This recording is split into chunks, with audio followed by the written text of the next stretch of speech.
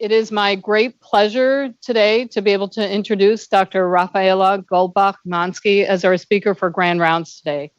Dr. Raphaela Goldbach-Mansky is the chief of the Translational Autoinflammatory Disease Section in the Laboratory of Clinical Immunology and Microbiology at the National Institute of Allergy and Infectious Diseases at the National Institutes of Health.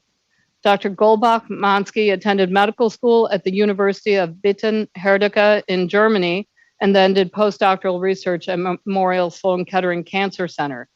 She completed a combined internal medicine and pediatrics residency at Metro Health Medical Center in Cleveland, and then went on to fellowship in rheumatology at the National Institute of Arthritis and Musculoskeletal and Skin Diseases at the National Institutes of Health, and then stayed on. Dr. Goldbach-Mansky's translational research program focuses on clinical and translational studies in children with early onset autoinflammatory diseases. Her research applies an integrative approach to characterize the genetic and molecular causes of autoinflammatory diseases and to design targeted treatment studies to investigate the role of inflammatory pathways in the pathogenesis of autoinflammatory diseases with the ultimate goal to improve disease outcomes. Her studies in patients with neonatal onset multisystem inflammatory disease and deficiency of interleukin-1 receptor antagonist established targeted treatments with IL-1 inhibitors as standard of care and led to FDA approval of IL-1 blocking drugs in these diseases. Her translational and interventional studies in chronic atypical neutrophilic dermatosis with lipodystrophy and elevated temperatures, known as CANDLE, and stimulator of interferon genes associated vasculopathy with onset in infancy, and in additional rare inflammatory diseases, focus on understanding the pathogenic role for type 1 and type 2 interferons in the disease pathogenesis that drives sterile inflammation and organ damage in rare autoinflammatory diseases. Dr. Goldbach-Mansky is a founding member of the Translational Autoinflammatory Research Network to improve diagnosis and treatment of patients with rare autoinflammatory diseases. So again, it's my great pleasure. Thank you so much for agreeing to speak with us today. Well, thank you so much, Dr. Hanrahan. And we actually go back to shared times in residency in Cleveland. So it's really my particular pleasure today to be here and talk to you and also meet you again. I'll talk, my talk is about deciphering sterile inflammation in monogenic autoinflammatory diseases. And let me just see. These are my disclosures.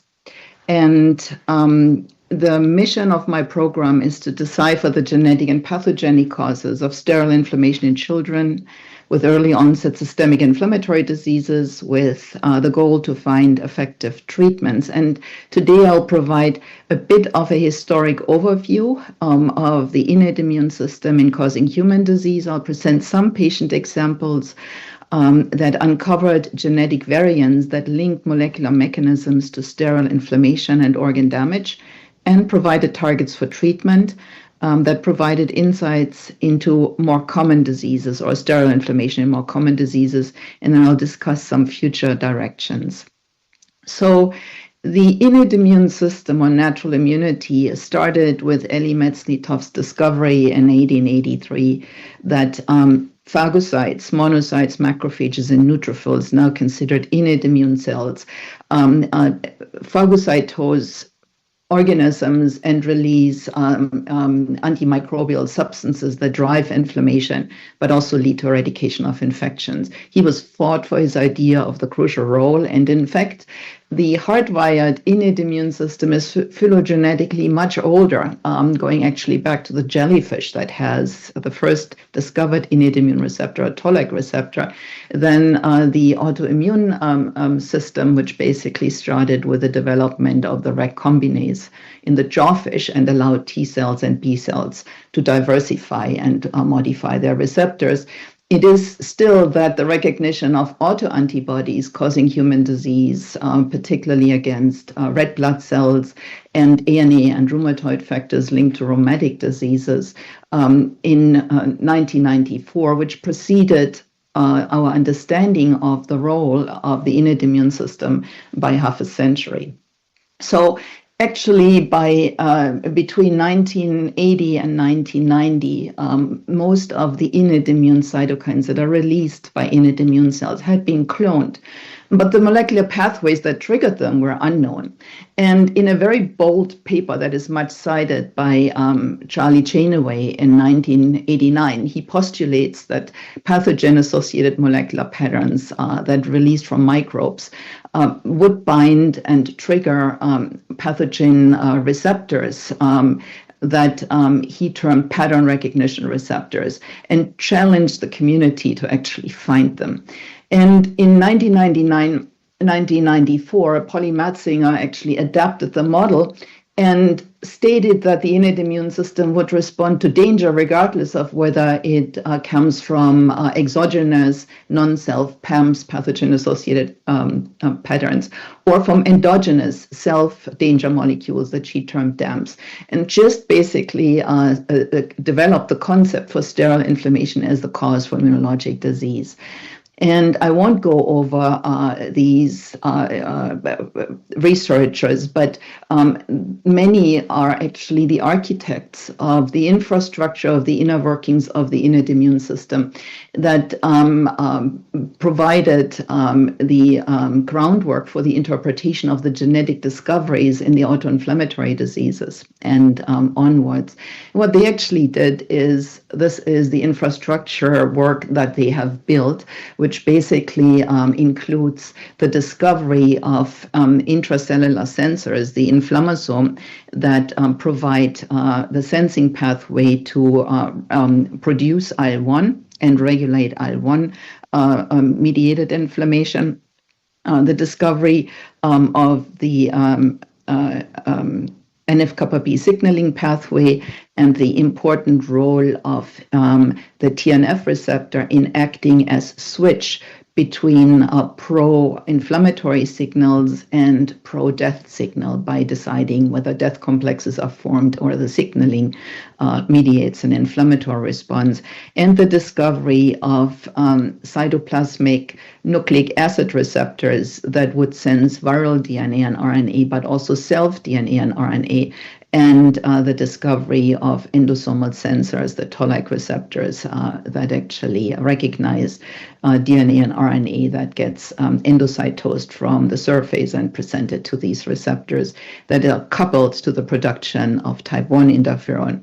The regulation of interferon signaling, and also the role of the proteasome not only in protein degradation, but also in disturbances triggering actually a type 1 interferon response.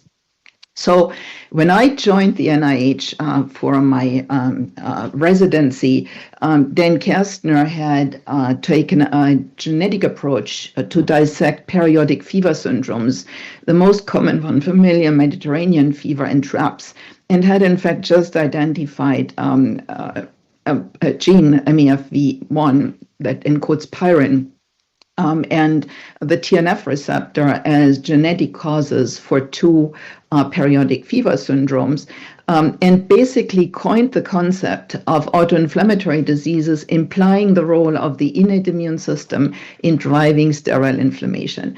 And I don't expect you to remember all those, but since then many groups have discovered many monogenic causes that actually cause fever, or in some instances mystery diseases that actually now allow us to have targets for treatment.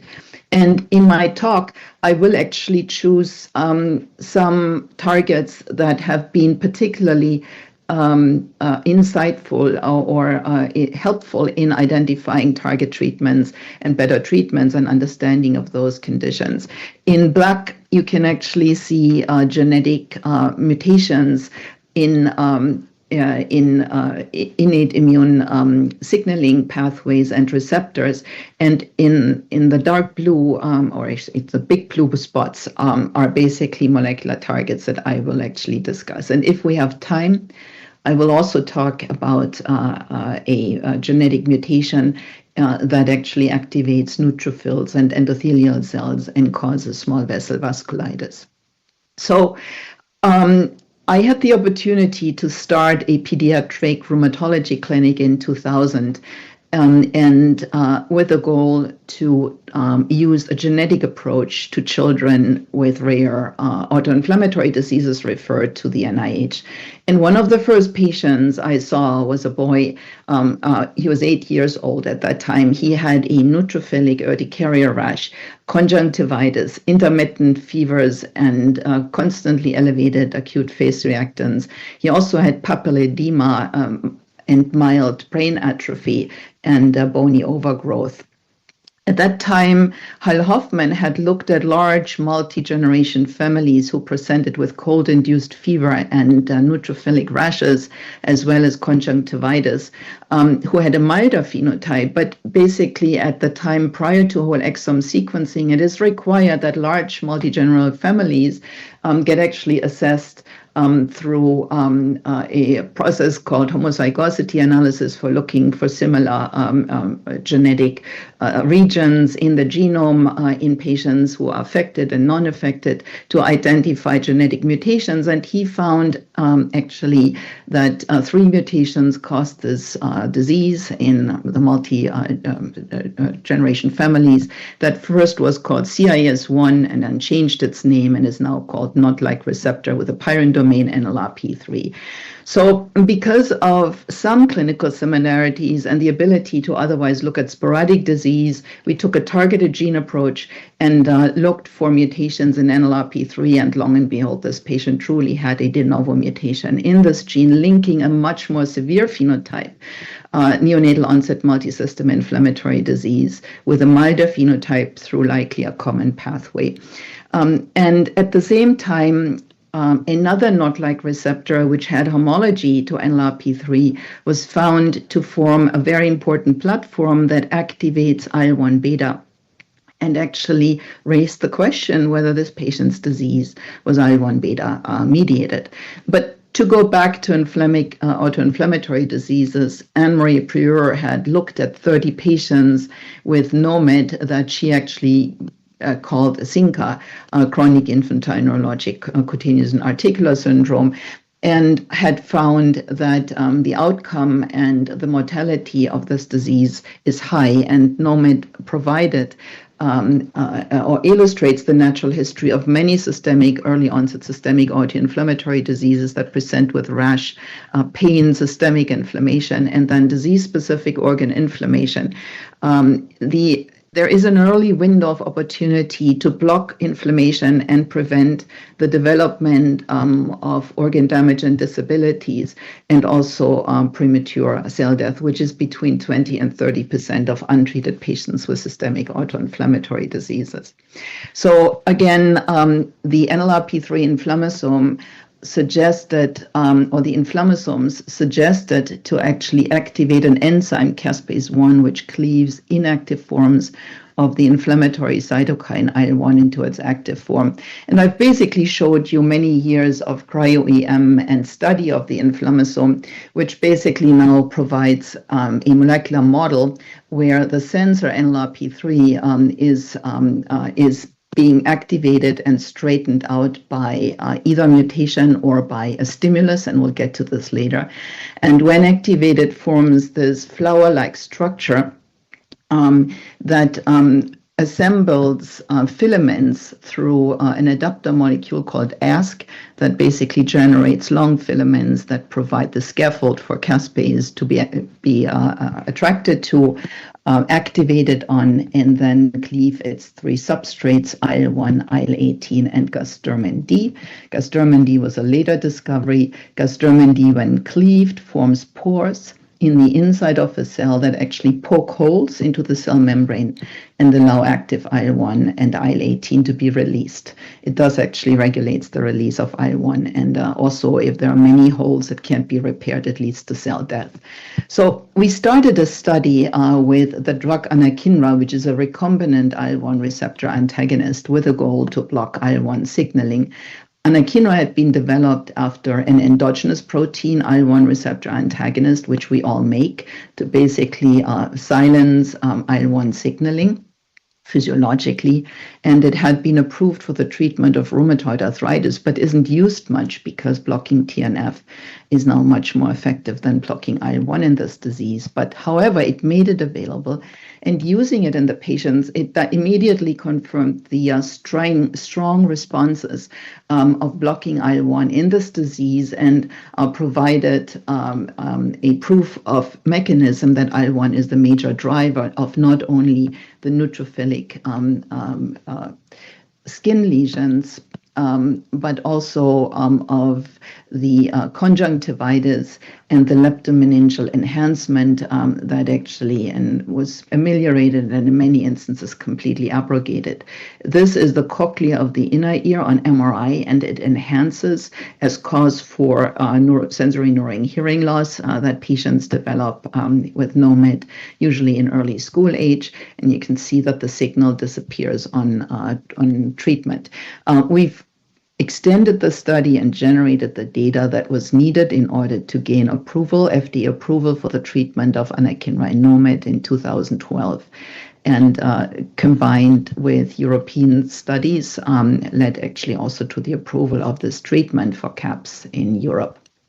So this experience was instrumental in shaping my program and in determining that it wasn't sufficient to just evaluate these patients and identify the genetic but molecular discovery, but we really had the obligation to better treat these patients because they are difficult to be treated in the community. And that allowed us to do target validation and then also try to get regulatory approval, because access long-term for these treatments that have to be given lifelong to these patients is very challenging, particularly in conditions where approved treatments don't exist. We also learned that we needed to treat early. This is basically a 4 frequency pure tone average diagram of an audiogram, and normal hearing actually is below a decibel range of 20, so this is highlighted here. And you can see that treatment initiation starts when the gray line starts, and treatment initiation early in life actually preserved normal hearing, while if administered later in life, already is associated with significant hearing loss. However, even when started later in life, we can actually halt or definitely retard the hearing loss significantly, which we recently modeled with our biostatisticians, and could show that our trajectory of hearing loss was much improved compared to the trajectory of hearing loss in untreated disease. However, late side effects of high-dose anakinra in NOMID produce an amyloidosis picture. So anakinra is a small molecule, penetrates the CNS, and is the only IL-1 blocking drug that sufficiently treats the CNS manifestation, which is aseptic meningitis in NOMID. But we need to dose it at high levels. At the injection site, some patients, after 10 or more years of injection, develop nodules that are firm. Biopsying those showed Congo red enhancement, suggesting amyloidosis. We sequenced these lesions with the Mayo Clinic, who actually conducted mass spec analysis of the protein that actually forms aggregates, and confirmed that the protein that is aggregated is actually anakinra, and it is recombinant anakinra because it does have a structural methionine difference from autologous or endogenous IL-1 receptor antagonist. So this is a drug-induced amyloidosis, and in 3 patients, the amyloid accumulated in the skin disseminated to the kidney and to the mucous membrane of the stomach, suggesting that we really have to do and find better treatments long term. And again, a segmentation of the amyloid from kidney biopsies confirmed that this is recombinant IL-1 receptor antagonist. In the 2005s, there were actually several reports about sterile inflammation, or inflammation being the secret killer in more common diseases. And in fact, a number of studies, many in mice, but some validated in humans, have identified that a number of neurodegenerative, metabolic, cardiovascular, and inflammatory conditions are aggravated or worsened by NLRP3 inflammasome activation. And they could show that metabolic triggers or protein triggers that accumulate in cells can in fact serve as danger signals that trigger NLRP3 inflammation and IL-1 production.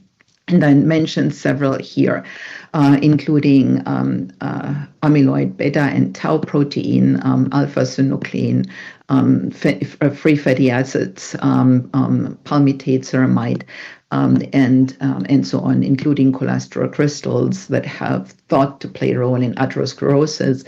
And a study using a long-acting IL-1 inhibitor in atherosclerosis and cardiovascular disease actually showed significant improvement of recurrence of myocardial or reduced myocardial attacks and strokes. However, there was an increased risk in death from infections, which basically led to non-approval of an IL-1 blocking drug for this. But it sparked interest in actually identifying molecular or drugs that block the inflammasome aggregation and could actually be used in patients targeting more upstream and hopefully preventing some of the infectious side effects.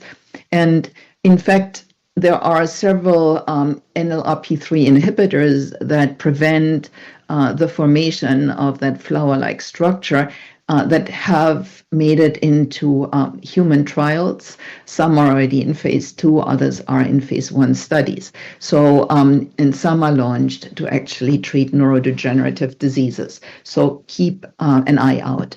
We've also learned a lot about genetics of those conditions. Of the NOMID patients that I showed you, only 50% had Sanger mutations that could be identified by Sanger sequencing. When our sequencing methods became better, we identified mosaic mutations that occurred later in life, but could not be detected by Sanger sequencing. So just to give an overview, we all acquire somatic mutations throughout our lives. They can occur at the during embryogenesis and in the first few days when the dividing cells are pluripotent, and the mutation is expected to be equally represented in all tissue cells, including the gonads. If the mutations occur later during organogenesis or during gastrulation, then only a subset of organs that actually derive from the mutant cells would carry the mutation. And very recently, a lot of work is done in identifying de novo mutations that mainly occur in blood cells. And the mosaicism in men and women is relatively high, with 12% of cells having mutations and increasing as we get older. We have found adult onset cryopyrin-associated diseases, or the milder form of NOMID, in adults who develop de novo mutations in NLRP3 in hematopoietic stem cells. They develop fever and rashes and conjunctivitis, but they do not develop the severe CNS disease and seem to have very little or none of the sensory neuron hearing loss when the development occurs. So this is an important part. The somatic mutations that occur in hematopoietic cells are also associated with exaggerated aging, with severe infections, with increased risk for cancer, and so on. So this is an important part. We can now detect these mutations with the sensitive imaging methods. And these three models actually cause NOMID, or cryopyrin-associated periodic disease. This is a milder form. And these forms actually cause equally severe NOMID, with patients with mosaicism having a little bit less CNS disease. So as mentioned, systemic autoinflammatory diseases are extremely rare. The majority of the conditions that I talk about and I study have less than 320 patients in the United States. Some of them only have 4 or 5. The FDA considers a rare disease any disease that is less than 200,000. So finding companies who want to develop drugs for our patients is challenging. But with the improvement in sequencing and in the price, by 2011, when we started using whole exome and genome sequencing, the Human Genome Project that was actually completed in 2003 had provided the blueprint of about 92% of the genome by that time. And the cost for whole exome sequencing had dropped to 5,000 per exome. For comparison, it's somewhere between 200 and 400 nowadays. But it allowed us to basically ask the question whether de novo mutations in coding regions of key regulators of the immune system can cause autoinflammatory phenotypes by searching for de novo mutations that are not present in father and mother, but occur by filtering, but are present in the offspring who is affected. So this is a mutation that is inherited from the mother. And using whole exome sequencing, you can filter for those that are only present in the parent. And in fact, using that approach, we identified a de novo mutation in another inflammasome, NLRC4, that also forms an IL-1 activating scaffold. But this patient had actually slightly different pathology. In comparison to the NLRP3 patients, the disease flares were associated with very high ferritin levels and LDH levels suggesting cell death at the time of flare. Also, the white blood cell count dropped and the platelet count dropped during the disease flares, which was contrary to the NLRP3 mutations. Now, this patient showed a novel group of autoinflammatory diseases that are also seen in adults in another way, that are called hyperinflammation and are associated with very high ferritin levels. They're also associated with very high IL-18 levels, much higher than what we actually see in NOMID, while the IL-1 beta levels are similarly elevated in this disease as well as in NOMID. Through research, they can't actually get into high IL-18 levels predisposed to interferon gamma-mediated pathology that drives the clinical phenotype of hemophagocytic lymphohistiocytosis and macrophage activation syndrome. The pathology of those conditions is very similar, although hemophagocytic lymphohistiocytosis is a condition that is often familial and caused by mutations in molecules that regulate the release of perforin from vesicles and kill target cells. So impairment of the killer function actually leads to this phenotype, as well as activation of IL-18. But there are predisposing conditions, including Still's disease, leukemia, lymphoma, lupus, trisomy, and so on, that drive that phenotype of HLH, macrophage activation syndrome. And particular infectious triggers are EBV, very common, CMV, less common, ehrlichiosis, dengue fever, flu, TB, and CAR T cells drive hyperinflammatory phenotype. Also, the genetic contribution is higher in children, while the oncology predisposition to HLH and MAS is much higher in adults. We have developed a guidance document for the early diagnosis of that phenotype that presents with hyperferritinemia, DIC, hepatosplenomegaly, liver disease, and variable CNS dysfunction.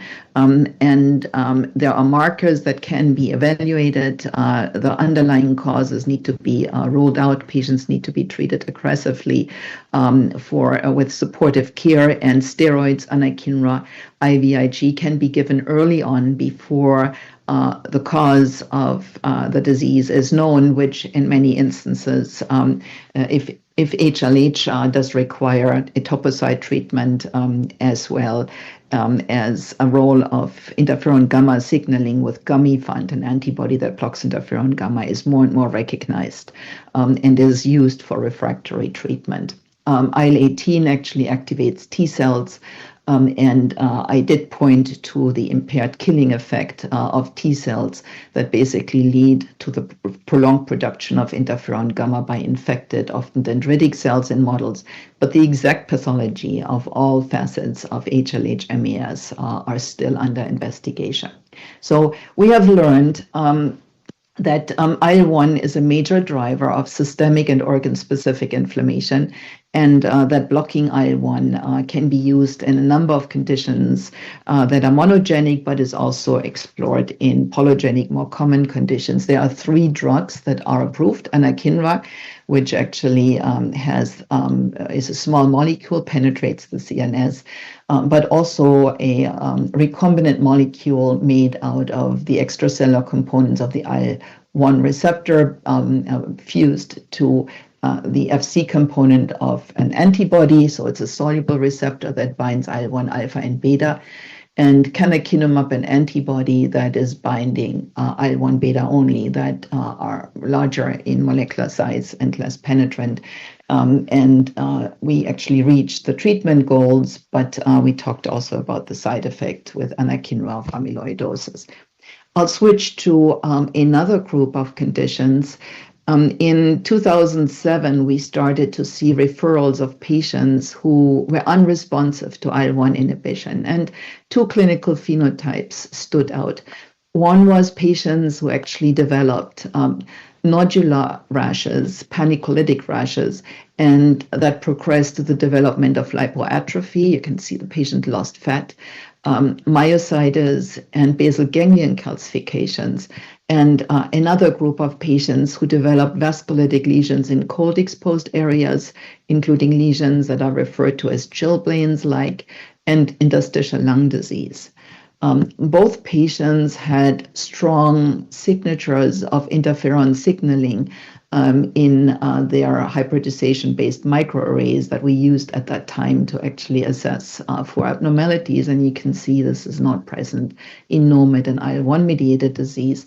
Also, serum cytokines that are produced by type 1 interferon, CXCL10, also referred to as IP10, were very high in these patients, suggesting that they may actually have an interferon-mediated disease. And in an international collaboration, we assembled several children who had the candle phenotype and the neutrophilic panicolitis, and identified at that time still with homozygosity mapping, loss of function mutations in a somewhat unexpected molecule, the proteasome. Proteasomes are little tubules that degrade proteins that are marked for degradation, usually with ubiquitin, but also aggregating proteins that get processed through this tubule and chopped up into little proteins that get processed or get actually reused for protein production.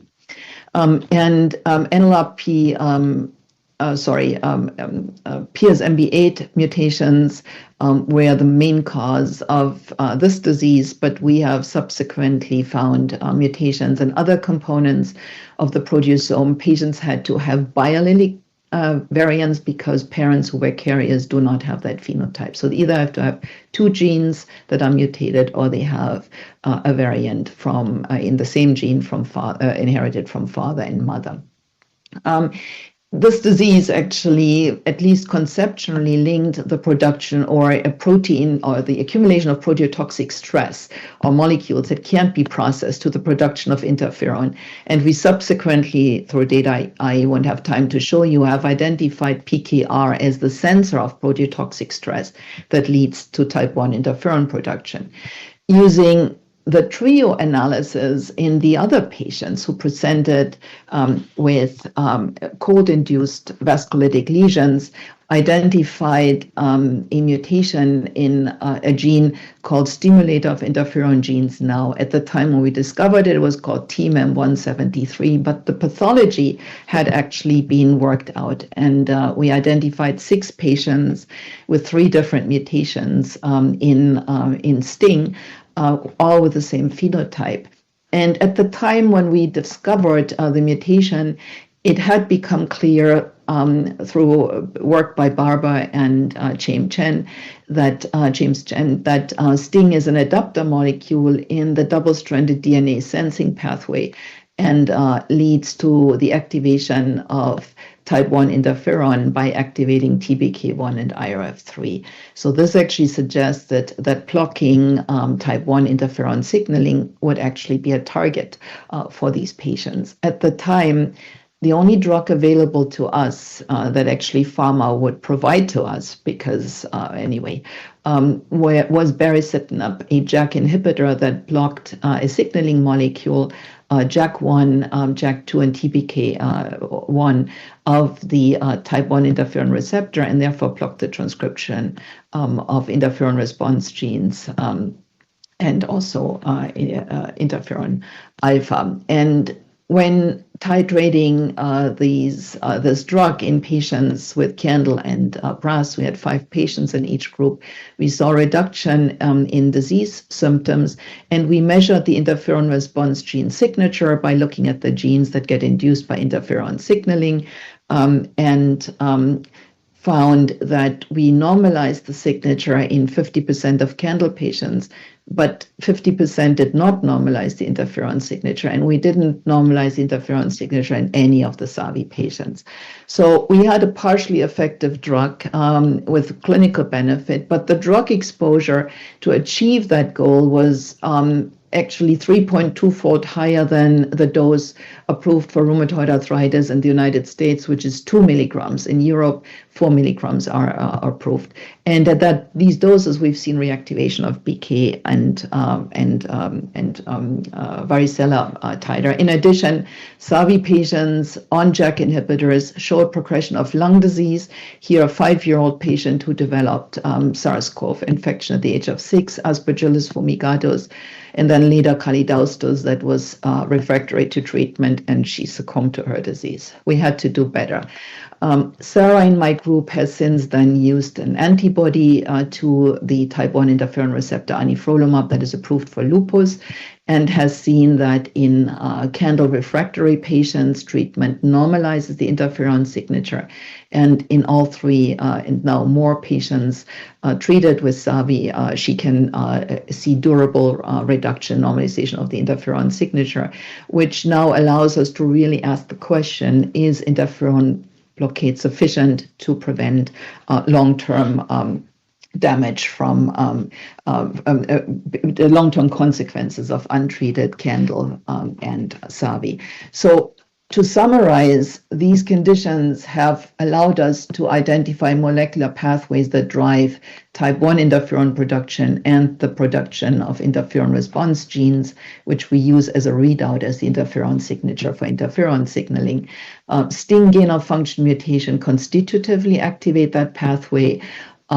Proteasome abnormalities lead to accumulation of unprocessed proteins marked for degradation that actually signal through the PKR receptor that senses proteotoxic stress through an adapter molecule, IL-24, and drives type 1 interferon production. And a group of conditions that I didn't mention because these patients are mainly followed by neurologists present with a leukodystrophy and spasticity, and have served as a model for a number of chronic chronic neurologic diseases in adults, where mutations lead to the absence of nucleases that process nucleic acids that are generated when among RNA transcription, when cells make proteins and need to be degraded, and also during cell division. the inability to degrade these nucleic acids, self-nucleic acids, actually generates their accumulation that are sensed by the viral sensors and drive an interferon signature. So this has actually provided a lot of interest, and that pathway is searched for in a number of common diseases. So these conditions actually allowed us to not only focus on interferon signaling, but also try to target pathways that lead to type 1 interferon production, including the PKR receptor by inhibiting it, STING inhibitors, and CGAS inhibitors that are actually on the market right now. CGAS inhibitors and STING inhibitors have been generated.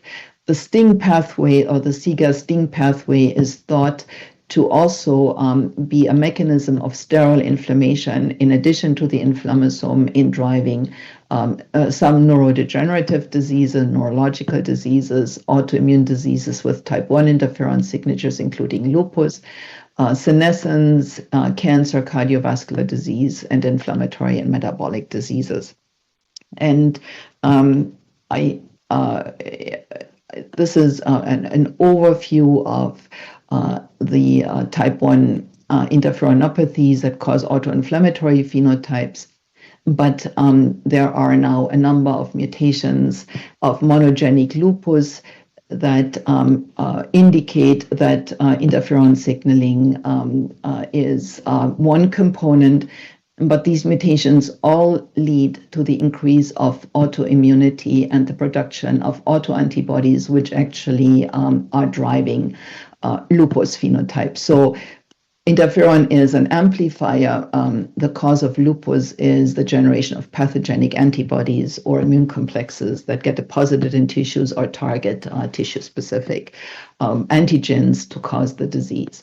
Interferon signatures are also seen in conditions where genes affect interferon signaling, but other signaling molecules as well as the NF-kappa B pathways. These patients have complex immune dysregulatory diseases where interferon plays a variable role and might be part of a treatment or of a more comprehensive treatment, but is clearly not the sole driver of the disease. Trisomy 21, the type 1 interferon receptor, is located on chromosome 21, so there is actually duplication of the receptor, and that leads to increased signaling.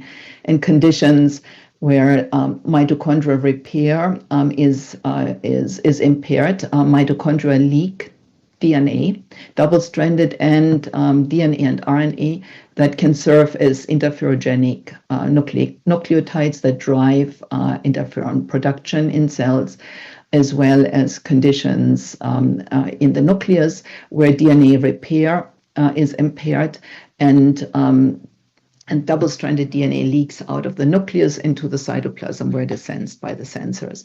So in my last part, we've also learned that in addition to these mutations driving inflammatory activation of inflammatory cells or innate immune cells, as I have shown you, they also are expressed in tissue cells and may drive tissue fate. Animal models, usually particular mouse models, do not reproduce the organ disease phenotype that we see in patients. And are of limited use in understanding the organ damage. And treatment-wise, we have focused on blocking the inflammation in those conditions, but understanding the tissue dysregulation would provide us with additional targets for treatments in the future. I wanted to give you one more example of lung fibrosis. We won't have time for the liver disease, but lung disease is the driving factor of mortality in SAVI. Fibrosing lung conditions are common in the general population, and idiopathic fibrosis, that is also referred to as usual interstitial fibrosis, is the most common cause that presents in patients over the age of 50. Another type of connective tissue-like conditions are seen in scleroderma lung disease, in other immune dysregulatory conditions, and in systemic autoinflammatory diseases, as well as SAVI. And they differ from idiopathic fibrosis in that fibroblast foci that develop at the level of the alveoli are absent in the connective tissue-induced forms of lung disease, while the intralobular septa, where the oxygenated blood drains back into the system, are very thickened, suggesting a more vascular phenotype in these conditions. And as one of the causes of driving fibrosis in the common form of interstitial lung disease, of pulmonary fibrosis, a transition of epithelial cells to mesenchymal cells has been thought to play a major role. And we hypothesized that in SAVI, an endothelial to mesenchymal transition may actually drive the more vascular phenotype that we see. To address this, we've basically asked the question whether fibroblasts, epithelial cells, or endothelial cells can undergo the mesenchymal transformation and form activated myofibroblasts that actually generate the matrix that forms the fibrotic substance in those tissues. We generated fibroblasts from SAVI patients and healthy controls, stimulated them through the SIGA-STING pathway, and did not find that markers of myofibroblast transition were increased when we activate the STING pathway. But we could actually show this with TGF-beta, which is a known mechanism to generate myofibroblasts. We also basically looked at the alveolar type 1 and type 2 cells. Type 2 cells, remember, were associated with idiopathic fibrosis and did not see a decrease in the alveoli of these cells, which is expected when mesenchymal transformation occurs. This was done in patient biopsies using GOMX or multi-color staining, multiplex staining to basically identify target cells. But when we looked at endothelial cells, we saw that endothelial cells that express mesenchymal markers, SMA, were actually increased when we look at the severity spectrum of lung disease that we basically generated. And so we could see that the alveoli that were most affected had an increase in these transition cells, which led us hypothesize or actually evaluate these cells better using iPS cells, pluripotent stem cells derived from healthy controls from the patients, and correcting the mutation in the pluripotent stem cells. We generated endothelial cells, which can be derived from the pluripotent stem cells that carried the mutation and were corrected, and studied the effect of the mutation. When we transitioned cells, we observed that just transitioning of mutant cells leads to a fibroblast phenotype after 5 passages, while non-mutant cells maintain the endothelial phenotype. That could also be seen in that they don't form tubes as endothelial cells do in matrix. They're actually dysregulated and they have a string-like fibroblast phenotype in culture.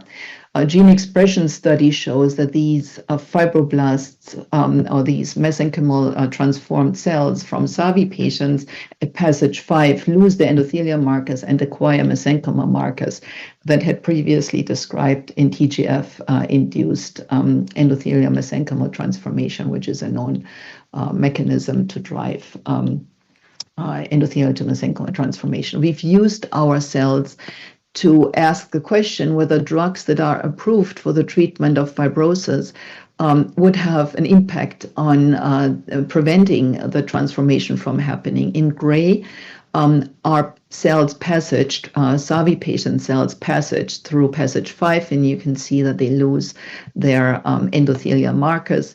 When we add pyrifinidone, we don't see an impact here in brown. When nintedanib, a drug-approved OFAF, was used, we actually accelerated the loss of endothelial markers, but using a STING inhibitor actually preserved the phenotype, raising the question whether in forms of inflammatory lung disease, blocking STING might have not only a role in SAVI, but in a wider group. So autoinflammatory interferonopathies, Candle and Pras, SAVI, Icardie, Goodyear, with partial responses to high doses of JAK inhibitors may benefit from interferon blockade with potentially better safety profiles, but comprehensive long-term data are needed. So we evaluate these patients on a long-term protocol. Studies in STING mutant endothelial cells suggest a role of STING-mediated endothelial to mesenchymal transformation as a contribution to lung fibrosis in SAVI and possibly in other forms of connective tissue-induced interstitial lung disease. And cytoplasmic sensors, including PKR, the CGAS STING sensors, as well as other RNA sensors may provide novel treatment targets for interferon-mediated diseases. I will skip this and I will wrap up to basically state that finding genetic variants that cause disease in patients who are still without a genetic diagnosis is one of our ongoing research goals. And we are also working on developing models to assess the impact of disease-causing mutations on organ function and damage. Beyond the lung, we are interested in the brain and the liver, spatial transcriptomics that actually allow to obtain close to single-cell RNA-seq profiles from tissues, tissue cells, and preserve the architecture are potent methods to actually conduct these studies. Metabolomics and organoids can actually now be generated to better assess the impact of these mutations on tissue and find better targets. Challenging is an early diagnosis and proper management in these ultra-rare diseases. Disseminating the knowledge of those and allowing patients to get high-quality care around the world remains challenging. Genetic testing is not available to all patients, yet we only have drug approval for 5 of over 70 systemic autoinflammatory diseases that we can actually identify. So there's lots of work to do, and also to basically develop faster ways to get drugs approved than the stage 1 to 4 approach that the FDA currently uses. Securing medication access long-term is challenging, particularly in low-income countries, and connecting patients and physicians globally is challenging. And Dr. Enran mentioned that we formed the TARN initiative, a global network that strives to facilitate research, produce guidelines, accelerate clinical trial conduct, and aid in the diagnosis and ultimately improve the care of those patients in every corner of the world. And we hope to make great strides with getting clinical drugs approved.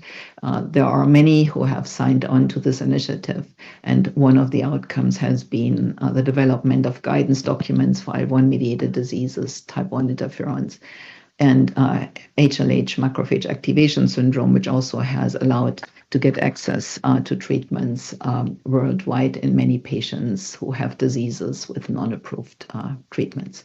With that, I'd like to conclude and with the observation that the genetic approach to the exploration of those rare diseases has uncovered genetic causes that link molecular mechanisms to sterile inflammation as cause of organ-specific inflammation and damage, and provided targets for effective treatments that have been life-saving for some patients and may have disease-modifying effects in more common diseases, as I have pointed out.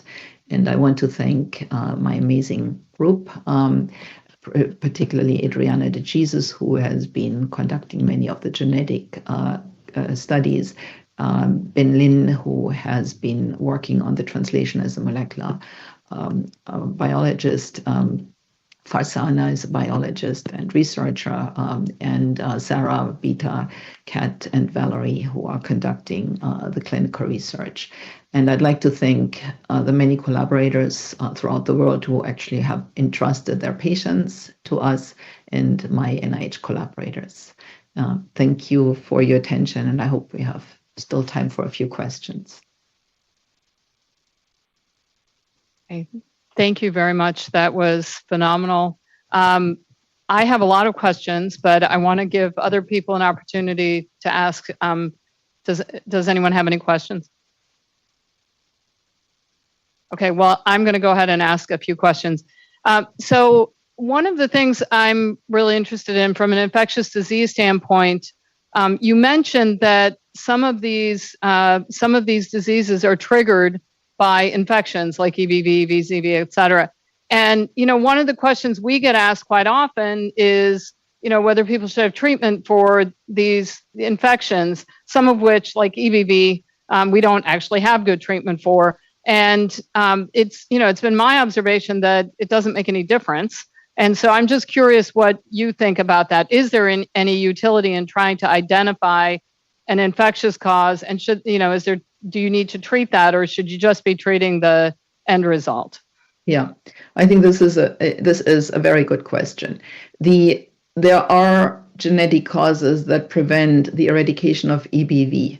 I think those patients need to be identified. So I think if there is a problem in eradicating EBV in patients who have high EBV loads, I think they should actually undergo genetic analysis and determine whether or not it might be useful to treat them with rituximab if B cells are the reservoir, or if the T cells are the reservoir, to basically determine if treatment intervention is needed. In those patients who have EBV infections and have predisposing conditions, they usually don't have a problem eradicating the EBV over time. And EBV, at the time it is present in the system, provides the trigger for macrophage activation syndrome. But it is their other genetic background that actually drives the development of hyperinflammation in the context of an EBV infection. So again, if there is a suspicion that somebody actually has an underlying disease, such as a malignancy, or in an adult, or Still's disease, or lupus, or a connective tissue disease that could contribute, that I think these patients need to basically be identified. The importance basically is long-term monitoring those patients. And then there is an increased observation that many of the patients who develop that phenotype have incomplete penetrance of mutations in genes that cause familial lymphohistiocytosis in children, including LIST, MONK, and RAP variants. So there seems to actually be a defect that might only be coming out in the context of an infection. In rheumatoid diseases, EBV and infections can trigger flares. And monitoring these patients and treating them early is important. So, for example, if their ferritin level is 500 or 600 and you treat them with steroids, you can often avoid exacerbation and accumulation and worsening of the disease. So really identifying those and monitoring them closer in the context of other infections would actually help to prevent the devastating effects that can occur when they get diagnosed late. Okay, and my next question may be a little bit more difficult, which is we're in an area where we don't have access to immunologists, and our rheumatologists and many rheumatologists don't necessarily have much knowledge about autoinflammatory diseases. And so when we suspect this in a patient, you did give us the algorithm, for kind of what to do, but how do we connect somebody to somebody who knows more about these? And you may very well not have the answer to this, but I don't yet, because I think the only way to do this right now is to reach out to centers that have an interest in autoinflammatory diseases, which includes the NIH. For children, CHOP actually has a major research. Boston Children's Hospital has a major research project or a research approach in autoinflammatory diseases. There is much less in adults, but I think you can reach out to the NIH with questions that actually occur. Cytokine assessments are available. Mayo Clinic now offers cytokine panels. Cincinnati actually offers monitoring of CXCL9 levels and IL-2 receptor levels, which are very helpful to actually assess and follow hyperinflammation. So these tools are listed in the guidelines. So I think there are tools available in the absence of having immunology to at least follow biomarkers and clarify if these pathways do play a role. Hopefully, TARN in the future will be a place where you find better resources closer. Well, thank you very much.